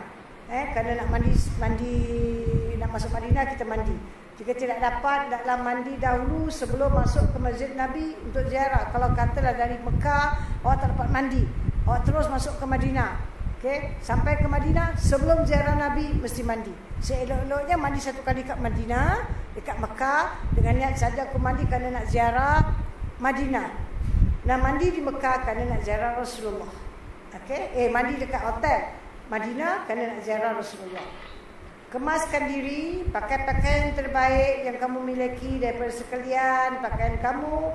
Afdal bagi lelaki pakai putih dan hendaklah memakai bau-bauan yang wangi. Ini kita nak pergi ziarah Rasulullah. Ingat, orang lelaki bila pun kalau semayang Jumaat disunatkan pakai putih. Tapi kalau hari raya, misalnya katalah awak pergi haji, awak balik Singapura. Tahun lepas pergi haji, tahun ni dah di Singapura, tak pergi kan? Jadi hari raya dia akan pergi sembahyang ke masjid pakai baju apa? Jubah putih kan? Pakailah something else lah atas dia. Sebab Nabi hari raya puasa dan Aidilfitri Nabi tak pakai putih. Hari Jumaat Nabi pakai putih. Kalau hari raya Nabi pakai ada warna. So kita pun usahakan demikianlah. Okay? Ini kita jumpa Nabi, kita pergi dengan pakaian putih bagi lelaki. Perempuan pakaian putih boleh, tapi pastikan jangan jarang. Pakaian putih selalu jarang. Okay, keluar dengan hati yang ikhlas, khusyuk dan tawaduk. Ikhlas semata-mata kerana Allah, khusyuk dalam keadaan takut kepada Allah. Dan tawaduk, merendah diri. Jangan rasa hebat, jangan rasa aku ni orang-orang aku mesti dapat masuk, aku orang handal, kita kena orang dalam. Ini semua jangan buat cerita. Jangan ada semua tu perasaan. Kalau kita dapat, kalau dalam perjalanan nak ke masjid, kita terjumpa orang miskin, sedekah. Okey, sedekah. Tapi jaga wuduk lah kalau yang minta tu lelaki, pastikan dia punya wuduk jangan batal. Okey. Masuk ke masjid melalui Babul Jibril atau Babul Nisa jika dapat. Ini dua pintu ni original daripada zaman dulu. Tapi sekarang susah nak dapat masuk ini pintu, selalu ditutup. Orang lelaki pun disuruh masuk Babu Salam. Babu Salam di Madinah bukan original. Okey, yang original tinggal ini dua saja, lain semua tambahan. Okey, di expand dibikin tambahan. Babu Nisa dulu dibuka, berpuluh tahun dulu dibuka. Kita boleh masuk, perempuan masuk Babu Nisa. Babu Jibril, lelaki pun boleh masuk. Dulu orang perempuan masuk dari Babu Nisa. Terus kita akan berdepan dengan kalau awak pergi ke Masjid Nabi, awak akan lihat dalam Masjid Nabi ada satu kawasan yang dikepung. Okey, dan bila kita masuk Babu Nisa, kita akan bertentangan dengan rumah Fatimah. Sayyidatina Fatimah. Dulu boleh nampak barang-barang dia lagi. Bekas-bekas barang dia tu boleh nampak. Tapi sekarang dah tak ada. Sekarang tempat tu semua dah kosong. Di pagar besi semua dalamnya kosong. Okey. Jadi dulu kita masuk daripada Babu Nisa dan kita akan jumpa beranda yang diduduk oleh ahli sufa. Diperbaiki sampai zaman inilah. Tapi daerah di sini. Kemudian kita akan pergi sebelah belakang sana untuk solat orang perempuan. Dan kalau kita lepas solat, kita tunggu time yang dibenarkan, baru kita orang perempuan boleh pergi ke mana tu? Depan makam Rasul. Depan makam Rasul. Macam orang lelaki kat pintu gate yang mana mas. Kita boleh pergi sampai sana. Kita boleh pergi ke Raudah dulu. Raudah dibuka luas untuk orang perempuan. Semua bahagian Raudah kita boleh masuk. Kita boleh tengok zaman dulu, kita boleh tengok mihrab Rasul. Kita boleh lihat mimbar Rasul. Kita boleh diri terus depan makam Rasul. Tapi orang perempuan kan selalu bikin hal. Sebab itu kita sekarang semua dah tak dapat. Apa dia buat? Dia duduk kat Raudah tak nak bangun-bangun. Kemudian yang pergi kat depan makam Rasul pula, dia ambil selendang dia kesat pintu gate Rasul. Pintu gate tu semua kerajaan Saudi yang bikin. Disebat dengan oleh pegawai pun dia tak peduli. So lama kelamaan terlampau orang, banyak orang perempuan buat khurafat macam gini. Orang perempuan punya bagian habis semua kena ambil. Cuma tinggal untuk bagian Raudah, untuk saya diri ni sampai tempat sujud saja di Raudah. Itu saja tinggal untuk kita. Okey. Dan kita dah tak dapat lagi berdiri depan. Nanti saya akan tunjuk kawasan. Semua dah tak dapat. Kita cuma dapat setengah-setengah kawasan. Kalau musim umrah kadang-kadang tak dibuka. Musim mungkin bulan puasa dibuka lebih sikit untuk perempuan. Hari raya musim haji dibuka semua untuk perempuan yang boleh dibuka. Banyak kan tempat dah ditutup. Okay? So sekarang kita nak masuk kawasan-kawasan ni agak susah. Kita masuk kawasan perempuan. Kalau orang perempuan, orang lelaki no problem. Dia punya tempat senantiasa terbuka. Okay? Kita orang perempuan, kita masuk. Awak kena jaga waktu subuh. Subuh, Zuhur. Ini dua waktu kena jaga. Terutama subuh. Subuh yang paling pack. Subuh, kalau awak solat, awak masuk masjid, bahagian perempuan. Masjid Nabawi, perempuan dan lelaki tak campur. Itu yang satu kehebatan, kelebihan Masjid Nabawi. Perempuan salat, semua perempuan. Tak ada lelaki boleh masuk kawasan perempuan. Lelaki salat di kawasan lelaki. So kita dulu cuma ada depan kita salat. Depan kita ni dia bikin pagar putih. Kemudian sekarang kita dapat extension masuk ke dalam lagi. Itu dia bikin pagar warna brown, coklat. Okay. Nanti pagi dalam ujung ke ujung ni, pagar yang warna coklat ni, dia akan buka satu tempat. Ini kawasan mana tahu? Kawasan kalau punya hotel dekat-dekat dengan Oberoi Hotel, Hilton Hotel, Taiba Hotel, ini semua kita dekat dengan kawasan ni. Kalau awak duduk kat Morvin Peak, kan? Awak kena masuk daerah sana punya tempat perempuan. Okay? Dan lepas tu awak nak ziarah Rasul, kena keluar dan come all the way tempat sini. Sini saja tempat yang boleh berziarah. So kalau awak dah masuk ke kawasan, awak pagi atau datang pagi, awal-awal kata saya nak ke depan, tak pintu gate. Awak lepas solat subuh, awak better berhati-hati sebab ini selepas solat subuh saja kadang kita tak sempat nak zikir tau. Dia dah mulai masuk cok tempat pasal nak masuk ke dalam. Nanti Arab semua berkumpul. Nanti tempat kita tadi tak ada Arab, ketiba sepenuh Arab. Kalau awak dah duduk sok lagi zikir, dia punya orang datang, dia suruh bangun. Dia suruh bangun. Pasal kita muka Melayu. Kan? Duduk dengan Arab, ketara sangat. Jadi suruh kita bangun, suruh balik. Malaysia sana. Kalau kita pula muka mama, India, Pakistan. Dah lalu sana. Kalau awak dengan Arab pun boleh duduk, dengan Melayu pun boleh duduk, dengan siapa tu orang India, Pakistan pun boleh duduk, selamat awak, tapi pakai hitam. Orang Arab semua pakai hitam. Awak kita biasa telekong putih, dia tahu ni orang Malaysia. Awak muka Melayu telekong hitam, dia tahu orang Malaysia. Okey. Saya pernah duduklah tengah zikir. Keliling saya semua orang Turki. Kita jauh beza, tak ada muka Turki. Orang Turki ni badan dia masya-Allah, pendek-pendek, montok-montok, badan pun tough. Dan mereka sedang duduk baca selawat Nabi. Lepas tu yang dia tengok saya dengan adik saya. Lepas tu Turki Muslimah. Yang tu datang, Turki Muslimah. Tapi diorang tak puas hati kalau bukan bangsa diorang duduk. Diorang panggil pegawai. Anti Turki? La, ana Muslimah. Min ain? Min dunia. Saya loya buruk kan ni. Daripada dunia ni. Malaysia, India. Saya duduk sana. Kita kena bangunlah. Pasal orang Turki pakai uniform, dia tak pakai hitam. Dia ada uniform color-color dia, kadang hijau, kadang biru. So kita tak boleh tipu. Kalau dengan Arab saya boleh tipu. Dia duduk, dia cakap Arab, saya cakap Arab sikit lah. Jadi dia pun cakap ni Arab agaknya, dia diamkan. Okay? Saya duduk dengan Pakistan, saya cakap Hindustan. Okay? Alhamdulillah lah, boleh lah cakap kan. Cakap Hindustan. Kalau duduk dengan, saya pernah pakai hitam. Indian satu hari tu saya lambat masuk, okey lah, tak apa, kita duduk dengan orang Indonesia. Si Pak Cokok ni duduk dengan kita. Dia tengok saya, apa dia buat dengan kita kat sini? Tempat dia bukan di sini. Saya orang Singapura. Ya, cakap Melayu. Ya, saya orang Singapura. Pasal saya pakai hitam, selalu saya dapat tangkap macam-macam perkara.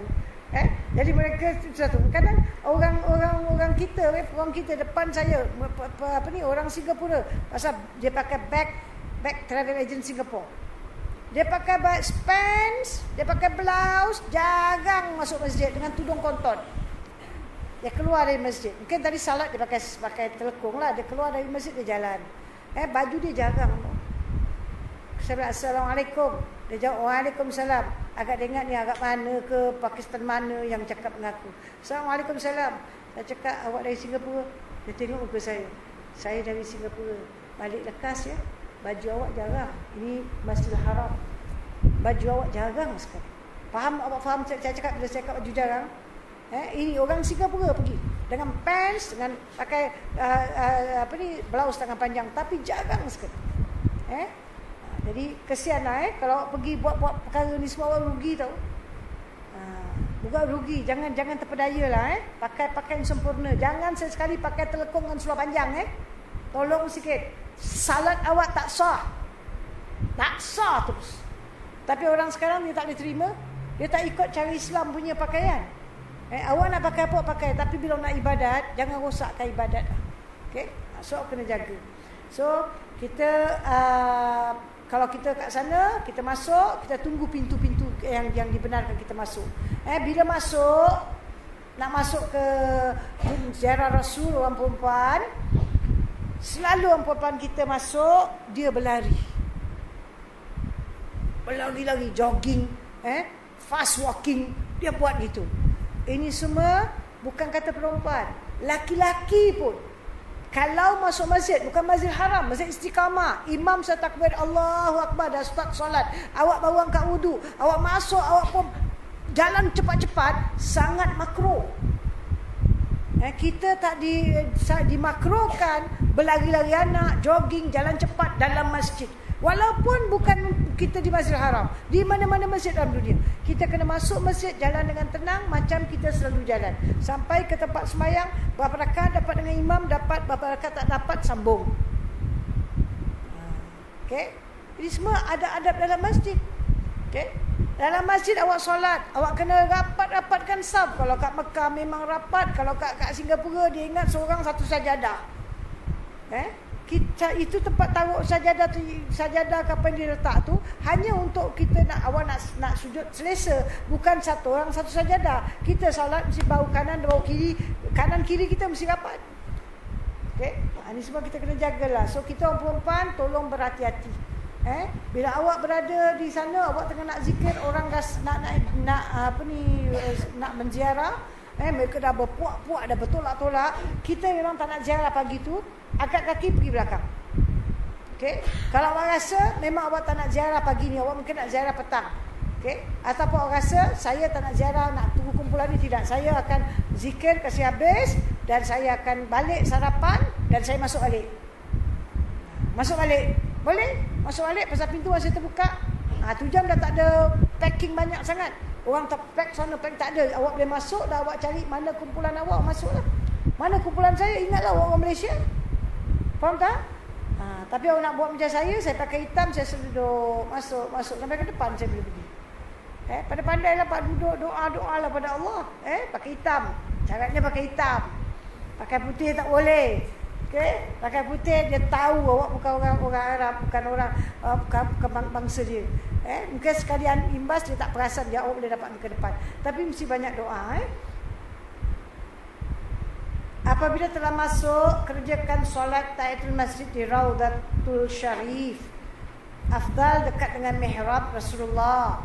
Jika tidak dapat, maka hendaklah dekat dengan mimbar atau kawasannya. So yang afdal bagi laki-laki, dia akan masuk biasa dari Babu Salam ke apa. Dan dia terus pergi ke Raudah. Raudah ni apa dia? Nabi pernah berkata, antara mimbarku dengan makamku ialah taman syurga. So kalau ada orang berkata saya dah pergi ke syurga, dah balik, maksud dia dah pergi ke taman syurga dan dia memang dah duduk kat sana, betul lah, tak bohong. Faham tak? Saat itu diibaratkan taman syurga. Okay? Zaman dulu kita boleh senang kenal tiang-tiang yang menunjukkan tempat itu mesti dalam kawasan Raudah. Tiang dia sepemeluk besar, putih di atas, coklat di bawah. Tapi sekarang semua tiang dia buat coklat kat bawah. Jangan kasi kita keliru pula. Okay? Tapi dia ada yang asal punya mesti ada. Jadi kalau orang kaki masuk, dia terus pergi ke Raudah dengan tunduk, tawaduk, pergi ke kawasan Raudah, makna dia macam ada split level, dia kena turun bawah sikit, dan kawasan Raudah, dia solat 2 rakaat tahiyatul masjid. Selepas solat, hendaklah dia berdoa, minta pada Allah, ya Allah, aku pun rahmat-Mu ya Allah, jadikanlah ziarahku ini kepada Rasulullah munafat bagi imanku, akhiratku, duniaku. Minta pada Allah. Baru dia akan bangun dan dia akan pergi bangun, naik balik ke atas tu sikit setapak, dan dia akan beredar sebelah kiri dia untuk pergi ke makam Rasulullah sallallahu alaihi wasallam. Bagi kita perempuan ni semua tak ada. Kita ni semua tak ada. Kita tak ada dapat nak salat 2 rakaat tahiyatul masjid di Raudah Syarif. Kita punya masuk masjid, kawasan perempuan, masuk saja masjid, tahiyatul masjid 2 rakaat. Baru kita duduk. Kalau ada qada lah. Bila pun masuk masjid kita kena solat dulu kan. Kecuali Masjidil Haram. Saya dah terang kepada kan, Masjidil Haram mesti tawaf dulu. Okey. Dan lepas kita tahiyatul masjid, kalau kita memang nak pergi ziarah, kita dah boleh bangun dah pergi ziarah. Kalau kita tak nak pergi ziarah, kita dah ada di tempat duduk kita. Kita dah solat 2 rakaat, kita nak tunggu waktu. Berilah salam pada Rasulullah. Rasulullah kat depan. Beri salam pada Rasulullah, Sayyidina Abu Bakar, Sayyidina Umar. Okey. Dalam buku-buku awak, doa-doa awak ada. Okey. Dan insya-Allah kalau awak hadir bengkel haji, insya-Allah itu buku selawat tu awak akan dapat satu orang satu kopi. Berdoa setelah selesai solat, memohon agar Allah menerima akan ziarahnya dan memanfaatkannya, tambahkan iman dan takwa dan apa-apa permohonan yang lain. Kemudian hendaklah dengan penuh khusyuk dan tawaduk bangun untuk ziarah Rasulullah SAW. Ini orang perempuan tak boleh bangunlah pergi buat. Ini lelaki. Orang perempuan kena tunggu time dia. Okey. Tetapkan anggota, kosongkan hati daripada dunia, pandang ke bawah dan berikan salam kepada semulia-mulia makhluk. Bila kita beri salam kepada Rasulullah, kita tak pandang tepat depan. Sahabat-sahabat Nabi bila bercakap dengan Rasulullah, mata ke bawah. Tak menyelingas sana sini tengok tak. Mata ke bawah dan beri salam. Dan mereka diam pada Rasulullah sehingga ada riwayat mengatakan seandainya kalau Nabi bercakap dengan mereka lama, burung kalau datang buat sarang di atas kepala mereka pun harus. Sebab mereka tak bergerak. Tak ada tolak-tolak, tak ada suara tinggi, tak pakai telolong dan sebagainya. Ini adab.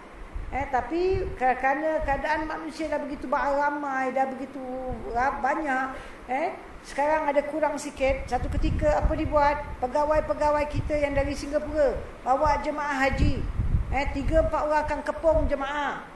Kepung-kepung untuk jemaah duduk di Raudah. Ini orang perempuan lah. Dikepung-kepungkan. Ini tak betul. Awak jangan jadi jemaah yang duduk dalam kepungan tu. Sebab ini semua tak beradab depan Rasulullah.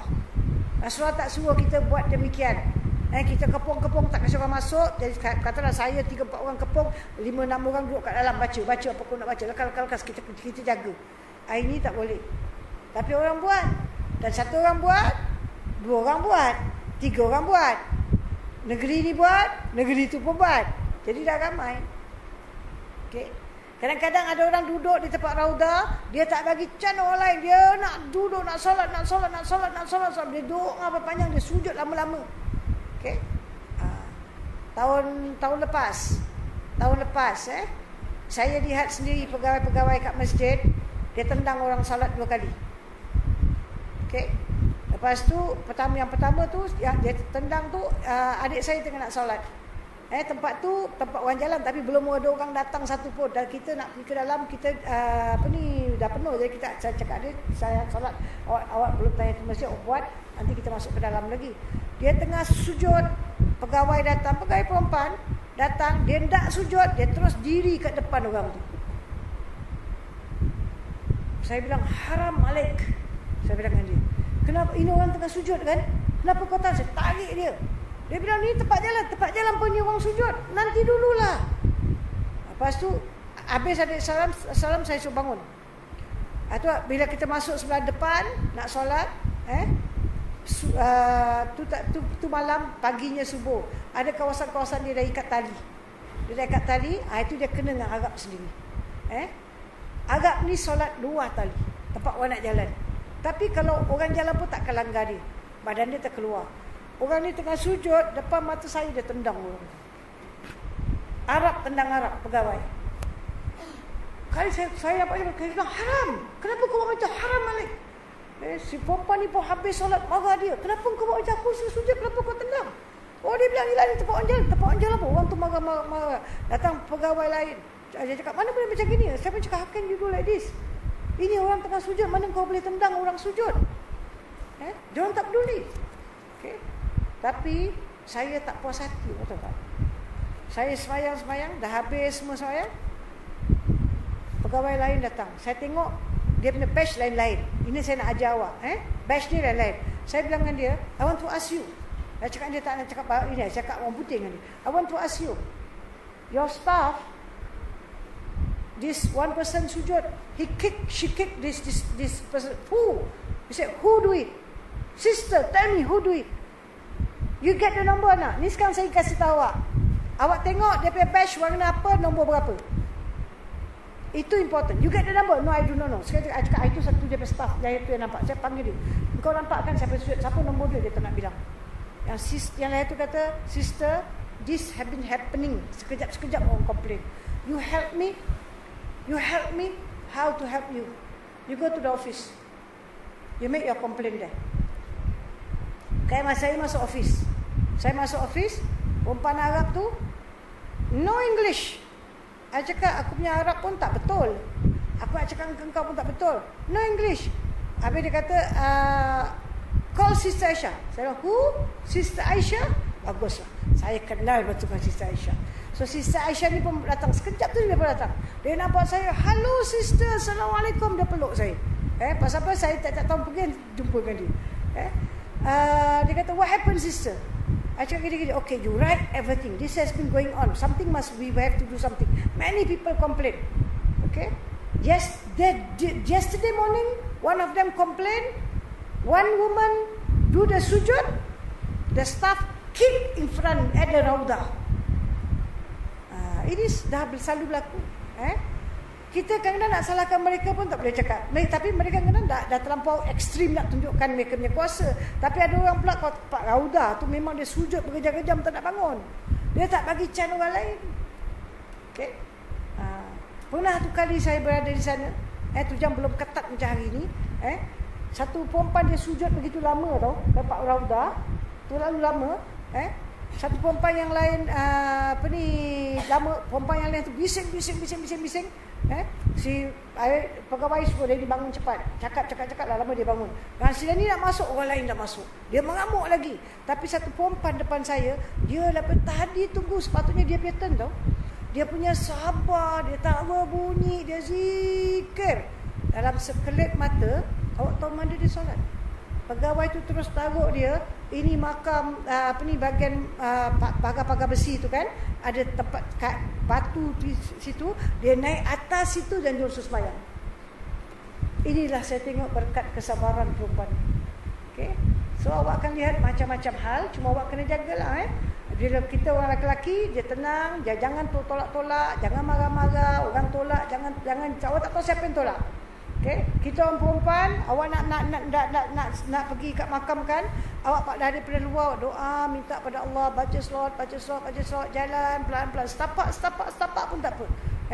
Dan saya cakap awak, kalau nanti saya akan tunjukkan map semua, awak kena pergi kat bahagian pagar besi tu, yang paling dekat dengan pagar besi tu awak salat. Ke depan sekali. Memang susah. Awak bayangkan saya, last year saya belum boleh duduk biasa tau. Belum boleh sujud biasa. Saya masuk masjid semua pakai kursi. Saya bawa kursi, saya nak sujud kat depan. Kita doalah, doa dapat. InsyaAllah dapat. Angkat kursi atas kepala orang. Tak kasih kena orang, takut orang kena.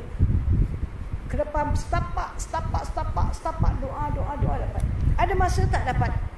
So awak jangan putus asa dengan doa kepada Allah. InsyaAllah semua orang dapat. Okay, semua orang dapat. Okay. Jangan membuat ingat-ingat dan bising dalam masjid. Nanti awak tengok ada kumpulan orang perempuan. Ni selalu orang perempuan. Dia masuk. Dia begini. Yang ada tak bunyi begini.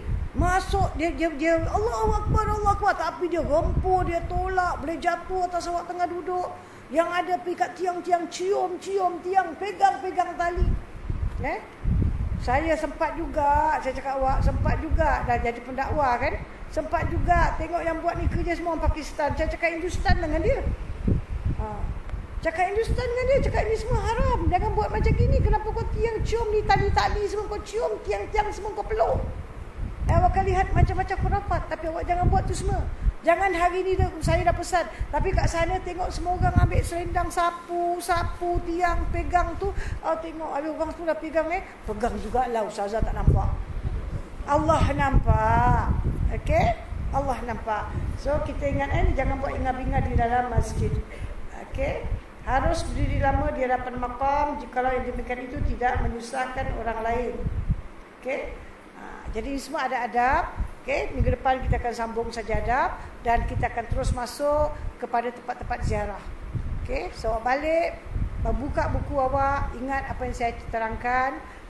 Pastikan awak nak pergi nanti, awak akan buat bagaimana yang dikehendaki. Buat sebaik-baiknya, sebagus-bagusnya insya-Allah.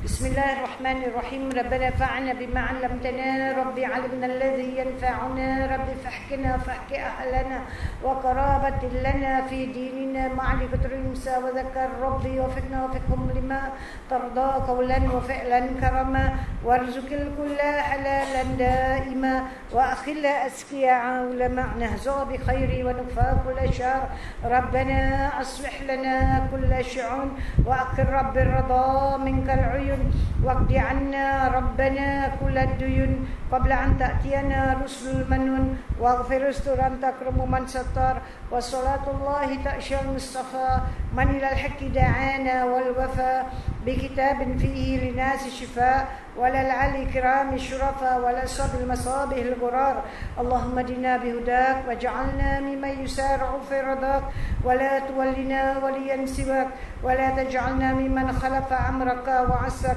وحسبنا الله ونعم الوكيل نعم المولى ونعم النصير ولا حول ولا قوة إلا بالله العلي العظيم وصلى الله على سيدنا محمد المختار وآله الأطهار وأصحاب الأخيار وسلم تسليما كثيرا سبحان ربك رب العزة عما يصفون وسلام على المرسلين والحمد لله رب العالمين آمين آمين يا رب العالمين سبحانك اللهم وبحمدك أشهد أن لا إله إلا أنت أستغفرك وأتوب إليك وصلى الله على سيدنا محمد وعلى آله وصحبه وسلم والحمد لله رب العالمين.